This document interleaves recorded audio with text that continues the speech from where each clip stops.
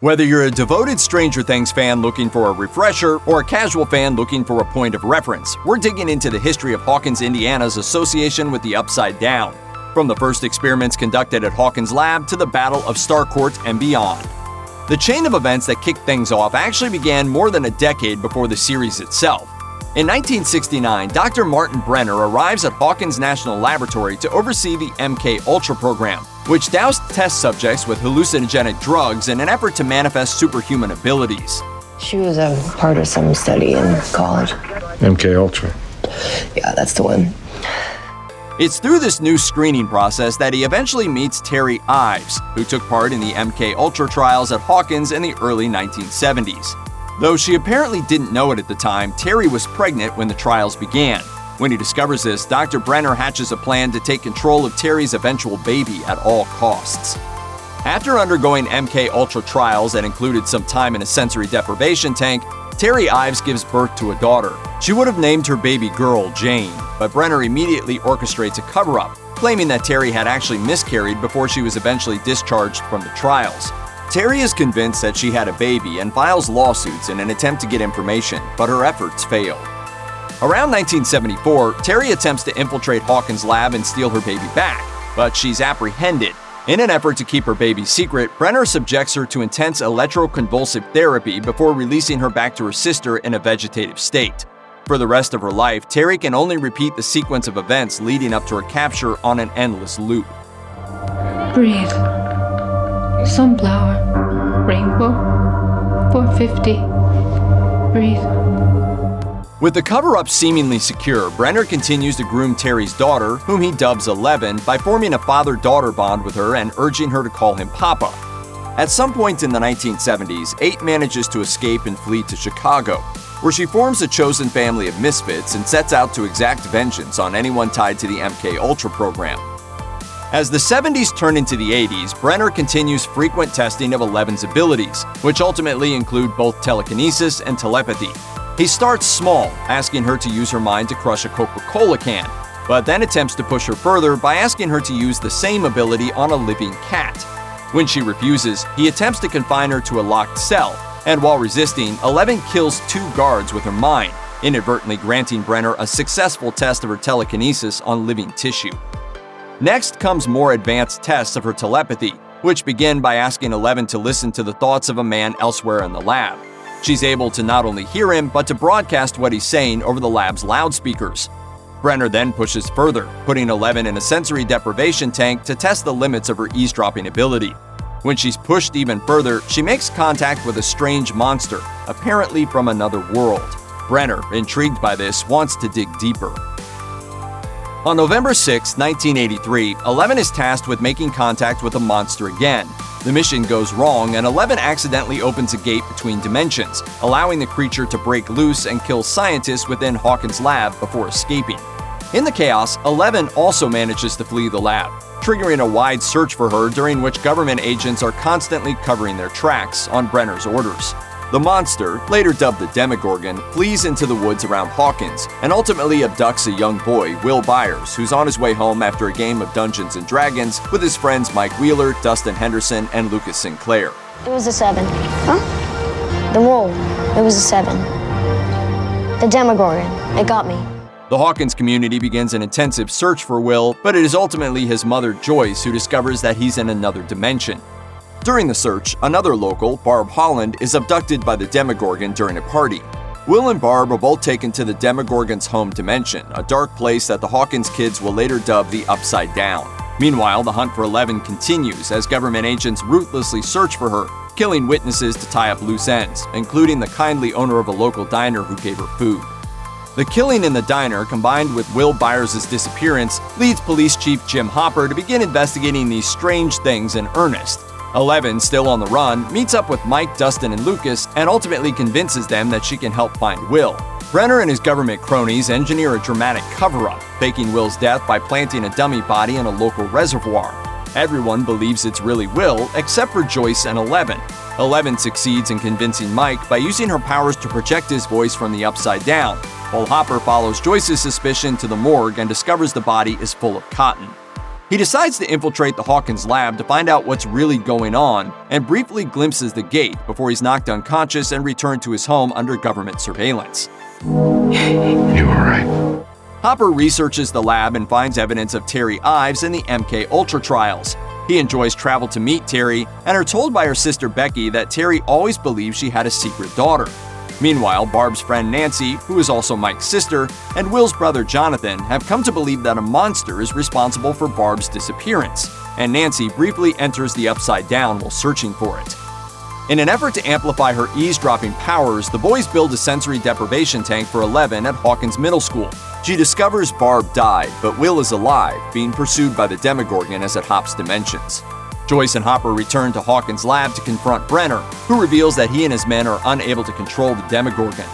Meanwhile, Nancy and Jonathan return to the Byers' house and set traps for the Demogorgon, where Joyce has repeatedly seen both it and Will in the walls. With the help of Nancy's boyfriend Steve, they fight it, but it flees. In the Upside Down, Joyce and Hopper locate Will, now pinned down and intertwined with a large alien tendril. They free him, and Hopper performs CPR until he's breathing again.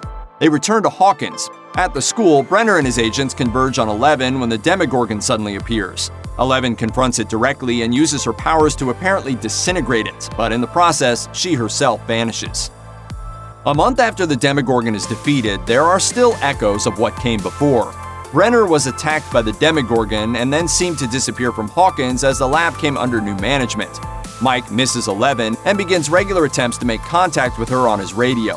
Hopper, who receives some mysterious information from someone in a car at the end of the first season, begins leaving food out in the woods for 11 to find, hoping to lure her back. We later learn that 11's efforts sent her into the Upside Down. At some point in November of 1983, she broke free, hiding in the woods before being secretly taken in by Hopper. Months later, in June of 1984, Russian scientists attempt to use a machine called the Key to access the Upside Down. They fail, and new plans are made to try to access the Dark Dimension from another location via covert land purchases in Hawkins, Indiana. In October of 1984, there's more trouble brewing. 11 is beginning to grow restless, using her powers to explore the possibility of contacting Mike again. Out in Hawkins proper, Hopper is bothered by a seemingly simple new problem: complaints of crop deterioration around the area, including the local pumpkin patch. Meanwhile, Nancy and Jonathan learn that Barb's parents have convinced a private investigator to look into their daughter's disappearance. The biggest problem, however, is brewing within Will Byers. Ever since he came back from the Upside Down, he's been experiencing strange symptoms connected to it, including visions of a massive spider-like creature towering over the horizon. Finally, on Halloween night, Will has another vision and tells Mike that he's been seeing things. After a night spent trick-or-treating, Dustin comes across a strange lizard-like creature from the Upside Down in the trash can behind his house. Dustin names the creature D'Artagnan, or Dart for short, and while it's initially small enough to fit into a terrarium, it soon grows dramatically until it's the size of a dog. Soon, the gang comes to discover that there are more of them, and that they've invaded the town through new entrances to the Upside Down in tunnels caused by the continued spread of that dimension's influence. As Will Byers opens up to his mother about his visions, which ultimately turn into seizures, he begins scribbling out drawings to explain his psychic and physical links to a new creature that the kids call the Mind Flayer. These drawings form a map that corresponds to the dead crops Hopper's been seeing. Hey, River. And there it is. That's the do you see it? When he investigates these things directly, he falls into the tunnels, revealing just how far the contamination has spread. Meanwhile, 11 has begun digging through Hopper's old evidence files for information about her mother. She reconnects with Terry through a psychic link, uncovering Terry's failed attempt to save her baby.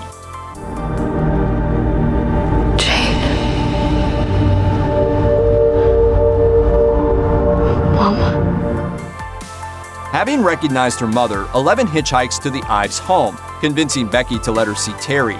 As she probes her mother's mind, 11 is shown a vision of a little girl she used to play with in the lab, and with the help of old photos Becky provides her, she heads for Chicago.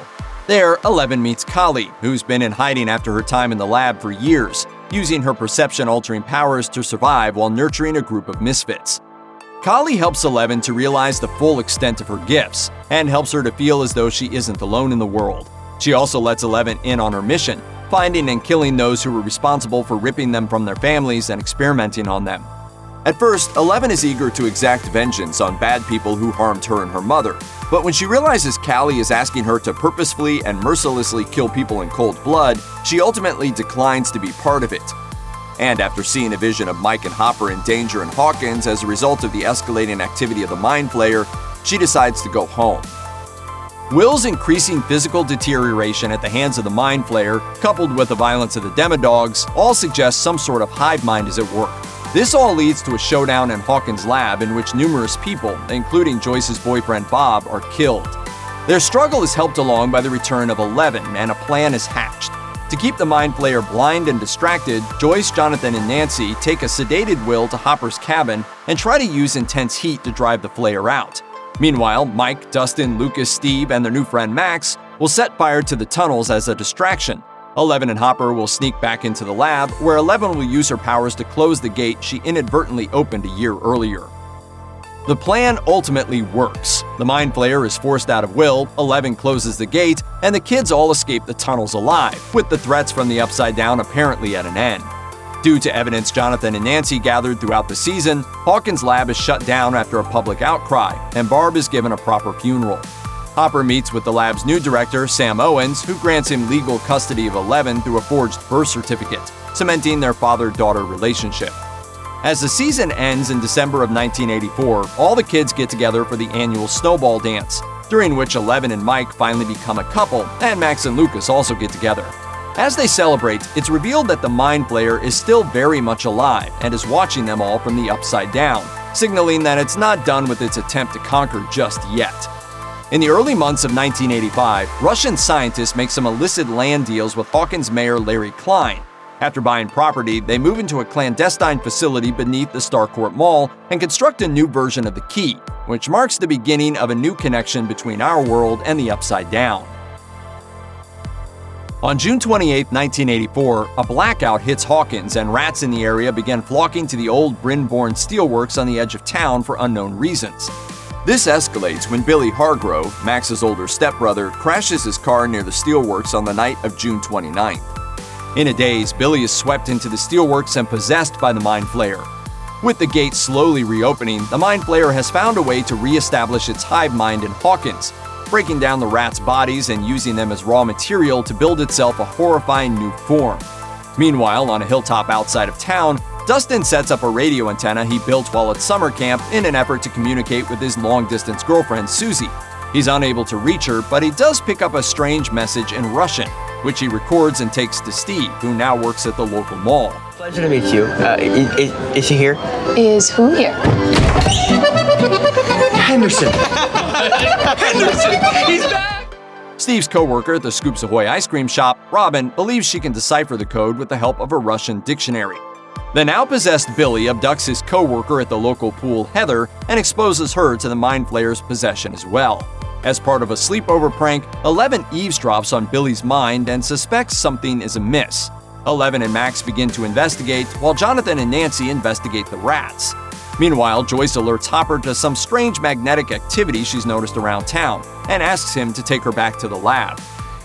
You stand me up, no phone call, no apology, because you had to go to Scott Clark's house. Yeah. They begin investigating while Robin, Steve, and Dustin realize that the Russian message is a code related to the Starcourt Mall itself. Joyce and Hopper intimidate Klein, who comes clean about his ties to secret land purchases around town. They visit one of the properties, a farmhouse, and discover Russians at work in the basement, confirming a Soviet presence in town even as the Scoops troupe at the mall is also uncovering similar details. Meanwhile, Will tells his friends that he can sense the Mind Flayer's presence, and they suspect that Billy has been taken over. The kids trap Billy in a sauna at the pool, confirming the presence of the Mind Flayer and its hive mind, which has now infected the residents of Hawkins. As the kids try to figure out what to do about the Mind Flayer, Dustin, Robin, Steve, and Lucas's little sister Erica have accidentally infiltrated a Russian facility beneath the mall. Joyce and Hopper manage to capture Alexei, a Russian scientist, and take him to Murray Ballman to get him to translate. After being bribed with a Slurpee, Alexei explains the entire plot to use the key to open the gate to the Upside Down again in Hawkins, and Hopper places a call to Owens to ask the government to intervene. Dude! You did it! You won wanna fight! Back in Hawkins, the Mind Flayer is now aware that the kids are onto it and begins sending possessed people to attempt to kill or convert them. Robin and Steve are captured in the facility, and Erica and Dustin hide, and Eleven goes into the void and discovers the Mind Flayer, who reveals its plan to convert all of Hawkins to its cause, growing until it breaks out of the steelworks. On the night of July 4th, 1985, all of the major players in Hawkins converge on Starcourt Mall. The kids head there after Eleven sees Dustin in the void, and Dustin, Erica, Steve, and Robin all manage to escape the underground facility. The Mind Flayer pursues them, hoping to possess or destroy Eleven once and for all, while Joyce and Hopper head into the facility to destroy the key and close the gate once again. A battle ensues, with the kids distracting the Mind Flayer by throwing fireworks at it. Down in the Soviet facility, the other team gets a little help from Dustin's girlfriend Susie, who provides Planck's Constant via the radio to help them gain access after singing the theme to the never-ending story. Billy appears to stop Eleven, but when she uses memories of his childhood to get through to him, Billy remembers who he really is and sacrifices himself to save her. At the same time, Hopper battles the Terminator-like Grigori near the key, then tells Joyce to shut the machine down. The key explodes, the gate closes, the Mind Flayer is destroyed, and Hopper is apparently killed in the blast. Outside, Sam Owens and a squadron of government agents arrive. In October of 1985, 3 months after the Battle of Starcourt, the Byers family, now including Eleven as Joyce's adopted daughter, plan to move away from Hawkins. Mayor Klein has been arrested, the Russian plot discovered, and Hawkins has become something of a conspiracy theorist dream town. The biggest change of all, though, seems to be that Eleven no longer has her powers, having been drained by her battle with the Mind Flayer. She and Mike make a pact to see each other again for the holidays, and the Byers drive away, after Eleven reads a speech about what Hopper wanted for her future. At an unknown date sometime later, at a facility in Kamchatka, Russia, soldiers are shown feeding an unnamed man to a captive Demogorgon. Before they do, though, they mention the American in another cell. The American is not named, but it's implied that it could be Jim Hopper, still alive. Check out one of our newest videos right here. Plus, even more Looper videos about your favorite shows are coming soon. Subscribe to our YouTube channel and hit the bell so you don't miss a single one.